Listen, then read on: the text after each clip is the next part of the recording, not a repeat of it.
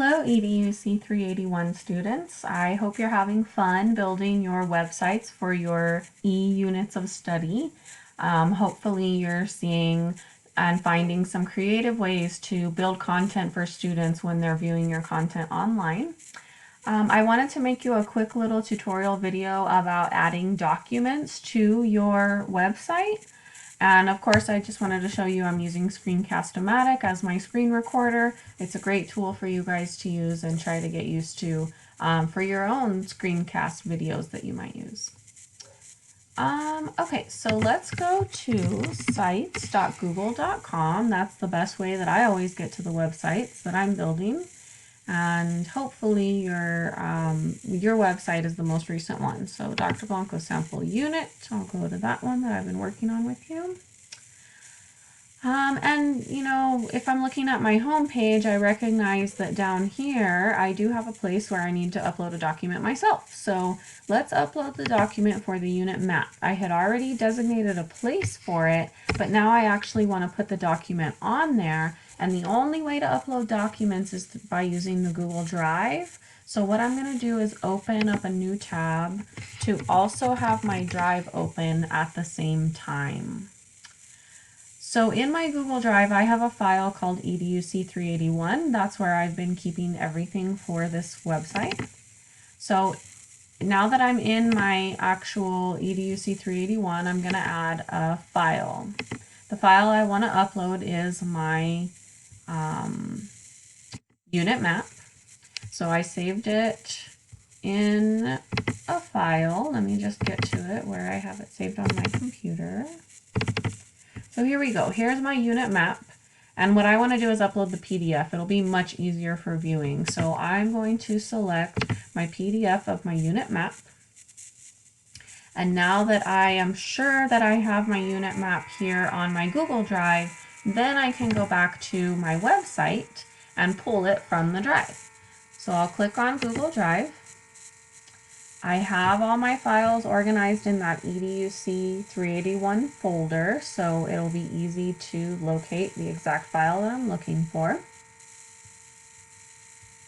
And once my drive opens up here, we can see EDUC 381. In that folder, right here, I have my unit map for this website. So I will insert it onto the page. You can see that it inserted it down here for me, but what I'm going to do is move it right up here. Actually, let me make a space. There we go.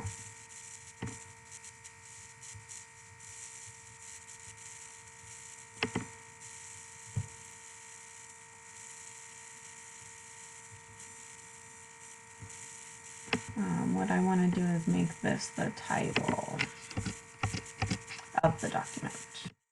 Okay, and I'll stretch it out to fit the whole entire page because it's a pretty important document that, you know, perhaps a principal might want to see. So there we go. I uploaded my document, but the only way that I could do that is by already having it on the Google Drive. Maybe another thing you might want to do is include your lesson plans on the website. So a couple of students have also asked me about lesson plans, where to include them. Some people might decide that they want to include all their lesson plans right down here on the home page, and that's fine. I might decide that I'm going to include each day's lesson plan on the day itself. So on the day, as I'm building this page, I might have my description of the activity. I might also have a text box that's going to be, you know, step 1 that I want students to follow.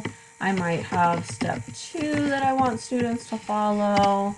I might keep the upper part of this whole entire page related to students, but at the very, very bottom, perhaps that's where I want to go ahead and insert, let's say, my lesson plan.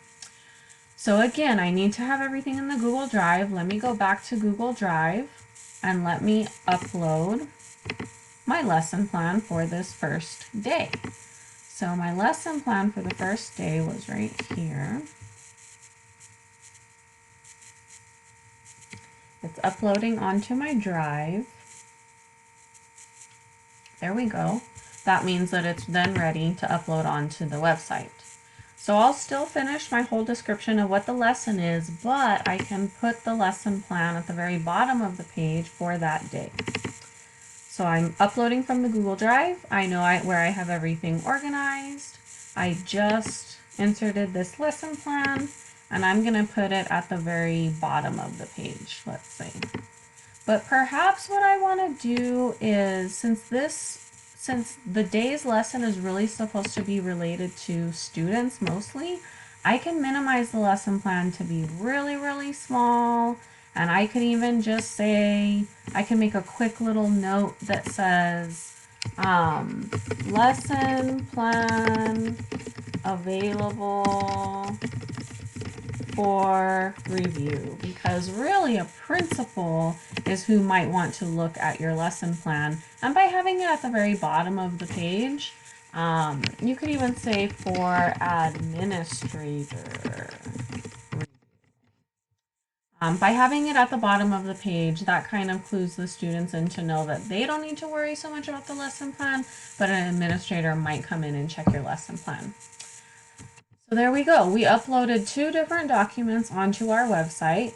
Please make sure that you always hit publish after you've been working on the site for a little while, because that's how you save your work.